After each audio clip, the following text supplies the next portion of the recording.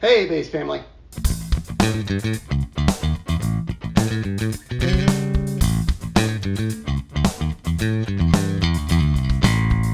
Today we're reviewing the Yamaha BB434 bass and comparing it to the prior generation of Yamaha Broadbass models, namely this BB1025X 5-string.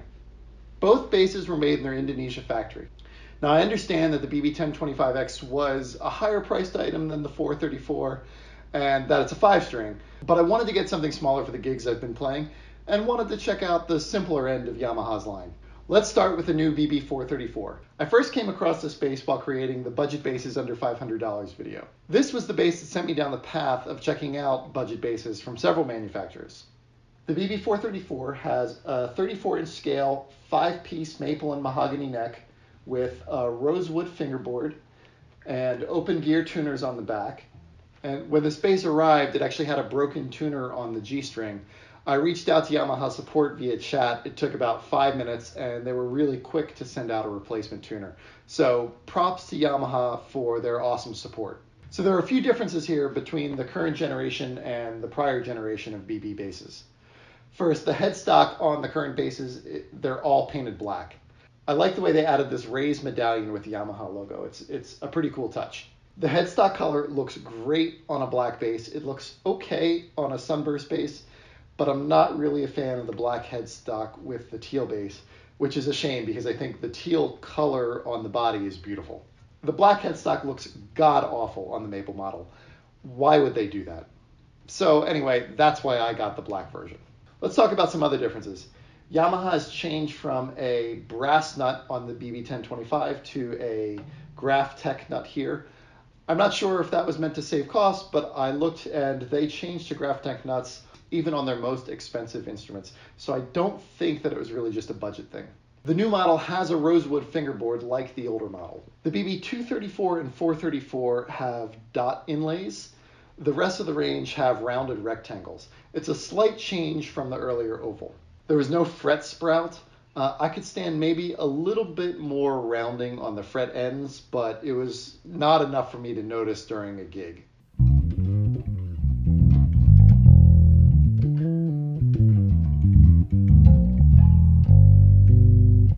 So the neck is now attached to the body with 6 bolts instead of 4, and the last 2 bolts are actually angled into the neck to pull it into the body. I love this idea. This neck joint is great. It's also contoured here, which is just nice and easy access to get your hand all the way up to the top frets, which in this case is 21 frets. So on the 200 and 400 series, they have an alder body, while the 700 and up series have an alder body with a maple core that runs throughout the entire bass. The top of the line basses are acoustically treated with what Yamaha calls IRA, or initial response acceleration. The concept is to vibrate the wood to simulate years of playing in. It's interesting that Yamaha is sticking with this approach instead of roasting or heat treating the wood like other manufacturers. They used to do a heat treatment called ARE. It was only available on the top of the line BB 2024 and 2025X models, but I don't see it listed on any of their basses anymore. Let's talk about a couple other differences. The body is now smaller than it was on the prior gen of basses. I welcome this change because the older basses could be quite heavy. I can't make an exact comparison here because that's a 5-string and this is a 4-string. One thing I love about the older bass is the balance from string to string. The B string fits in perfectly with the rest of the instrument. It doesn't feel or sound noticeably different from the E string. Fortunately, this trait seems to have carried through to the new 5-string Yamahas that I tried in the store. The bridge on the 434 has the ability to be strung through the tailpiece or through the body. You can see there's angled at a 45-degree angle here. Now I did notice that the saddles on the 434 and 234 are smaller than both what's available on the 734 and on the older basses like the 1025X, which have the full kind of bent plate design. I'm going for a more traditional vibe here, so I think right now I actually prefer the smaller bridge and saddles on this bass. The pickups are now standard size and shape P&J pickups. This is something that I was really excited about with the possibility of upgrading the pickups. Maybe a set of Aguilars or even a set of DiMarzio DP122s for more of like a retro style upgrade. Now, I actually love the sound of the stock pickups, and I should note that the old pickups were something that I didn't love at first. I thought they sounded a little too thick, which makes it kind of hard to get that P-bass grind. And the bridge pickup was never as bright as I would have hoped. But when I started using it, especially on dance tracks, my appreciation for kind of the unique BB sonic character really grew. The controls are neck volume, bridge pickup volume, and master tone. Also different from the older model, which had volume, tone, and a 3-way selector. I definitely prefer the newer setup. All right, that was a lot of talking. Let's hear them for a bit.